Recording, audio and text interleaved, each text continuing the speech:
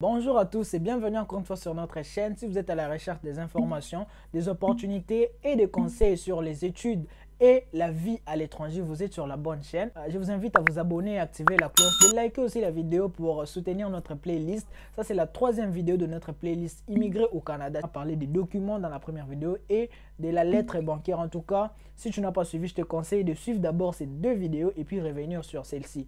Voilà, dans cette vidéo, on va parler des bourses. Je vais vous présenter les bourses d'études pour le Canada et à la fin de la vidéo, je vais vous montrer où trouver ces bourses, postuler directement dans l'université que vous aurez déjà choisi. Donc, suivez la vidéo jusqu'à la fin pour être sûr d'avoir toutes les informations qu'il faut pour postuler. Sans tarder, on commence.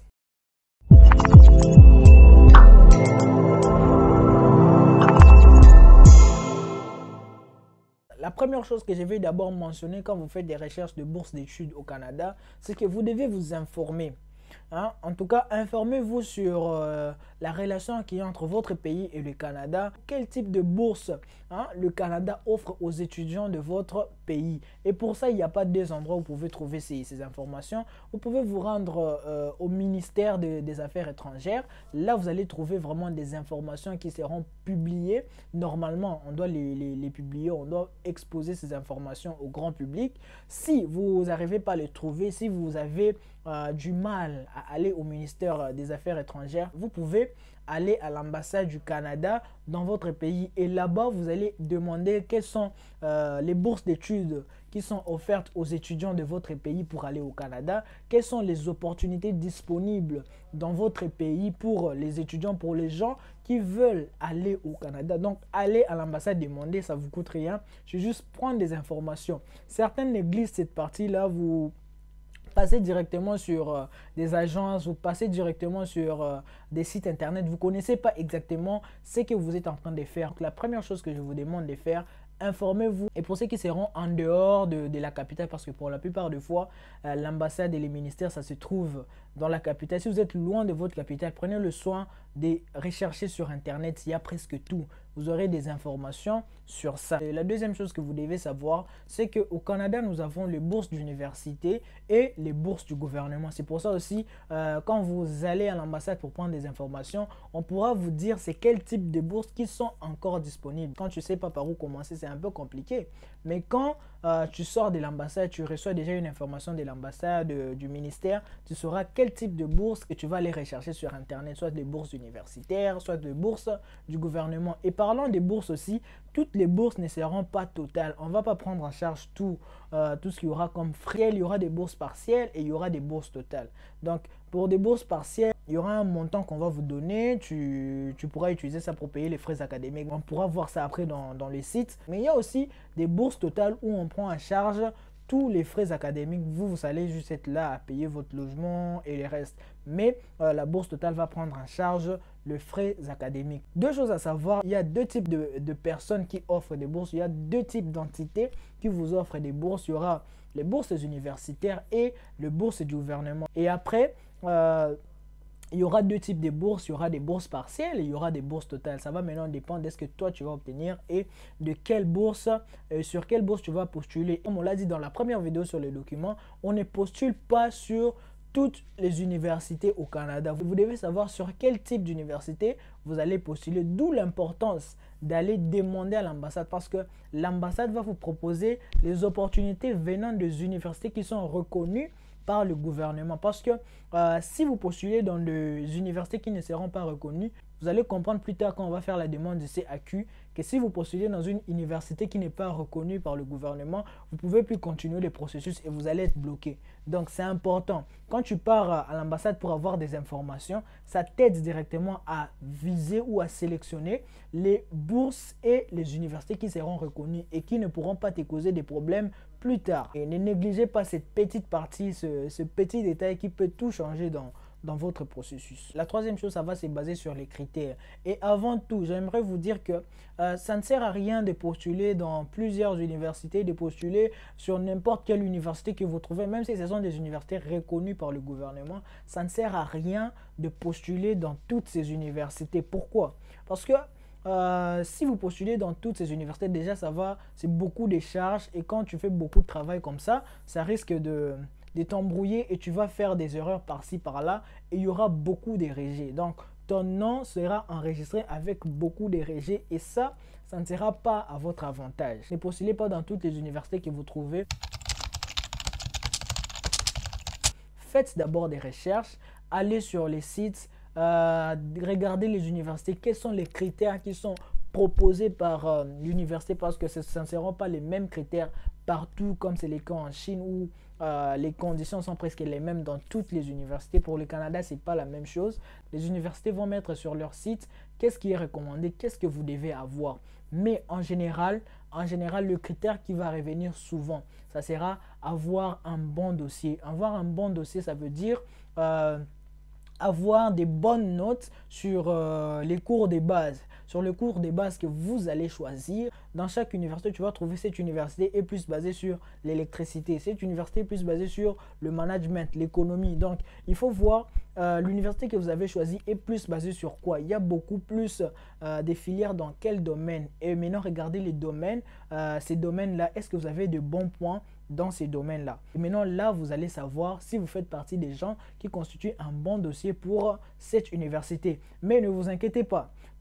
Tu peux ne pas être compatible ou avoir un bon dossier pour cette université, mais quand tu trouves une autre université, ça va coller avec tes documents, d'où vous devez vraiment faire des recherches. J'insiste encore sur le point des recherches parce que en faisant des recherches, vous allez trouver beaucoup des informations sur ça. En tout cas, c'est la particularité qu'il y a sur le processus Canada.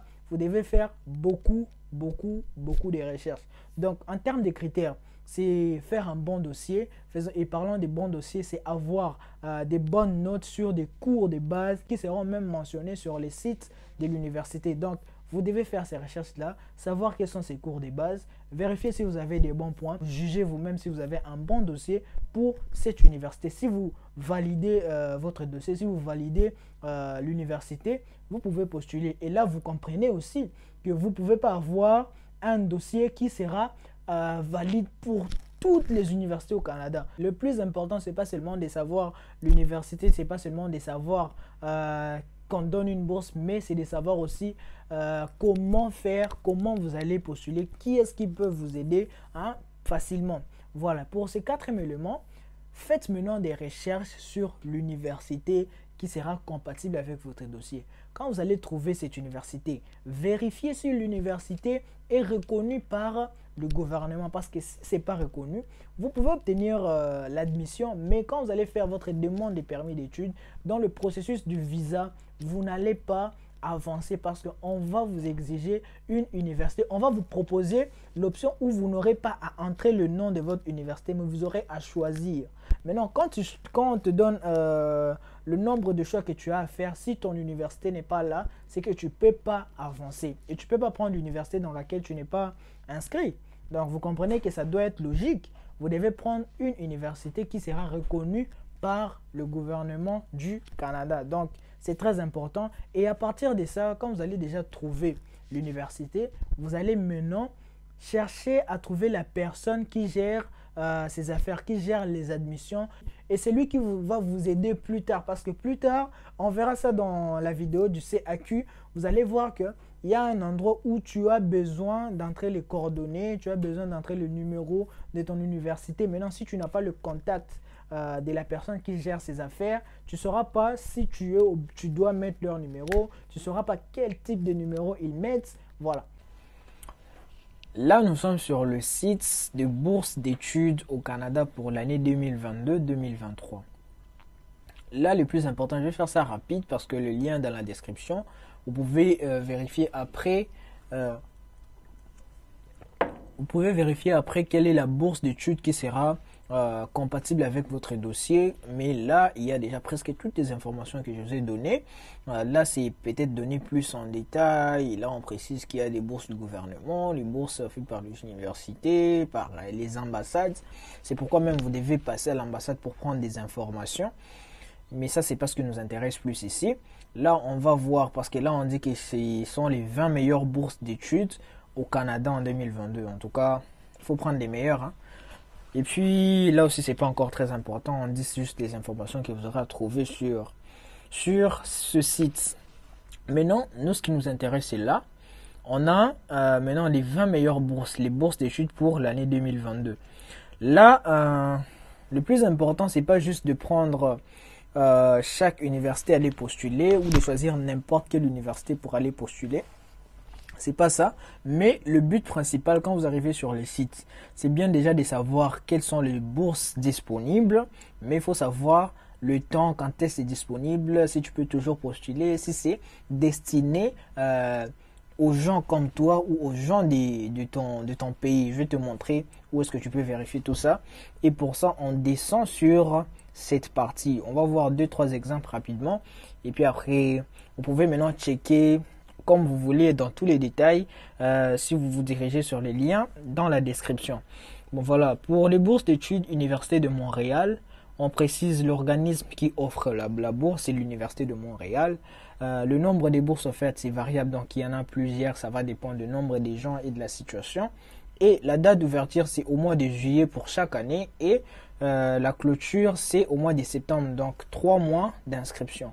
Maintenant, le montant de la bourse, c'est 20 000 $ canadiens. Donc ça, c'est pas une bourse totale, ça serait une bourse partielle. Sûrement, vous aurez des frais à payer par vous-même. Et puis, pour les bourses d'études de la Banque mondiale, pareil, c'est la Banque mondiale qui offre le nombre variable, les temps. Ça commence au mois de février, donc très bientôt ça va commencer, pour finir au mois de mai. Et puis le montant aussi, ça varie, ça peut être une bourse partielle, ça peut être une bourse totale, ça va maintenant dépendre des jurys qui vont examiner votre dossier. Et puis, j'aimerais vraiment vous présenter la bourse Concordia Presidential Scholarship. Là, parce que j'ai vu son inscription est en cours. Comme vous pouvez le voir, la date d'ouverture, c'est au mois de décembre de chaque année. Donc, ils ont commencé depuis décembre 2021 et ils vont clôturer bientôt. Donc, pour tous ceux qui ont suivi la vidéo que j'ai faite sur les documents, si vous avez tous ces documents déjà après, vous pouvez déjà vous diriger sur ces sites et puis vous allez trouver les liens pour postuler et vous pouvez commencer votre processus. Donc nous, ce qu'on va faire, comme on n'a pas vraiment tous les détails ici, on va cliquer sur le lien, parce qu'on dit le lien vers la bourse. Donc c'est vraiment clair, il n'y a pas vraiment à se casser la tête. On arrive sur cette page et puis on va voir déjà le groupe cible de la bourse. Déjà tous les pays, comme je vous ai dit, vous devez savoir si votre pays est concerné ou pas. Pays cible, tous les pays sont concernés, les nombres de la bourse, le nom de la bourse en question c'est Concordia Presidential Scholarship comme vous l'avez déjà vu et l'organisme c'est Concordia University.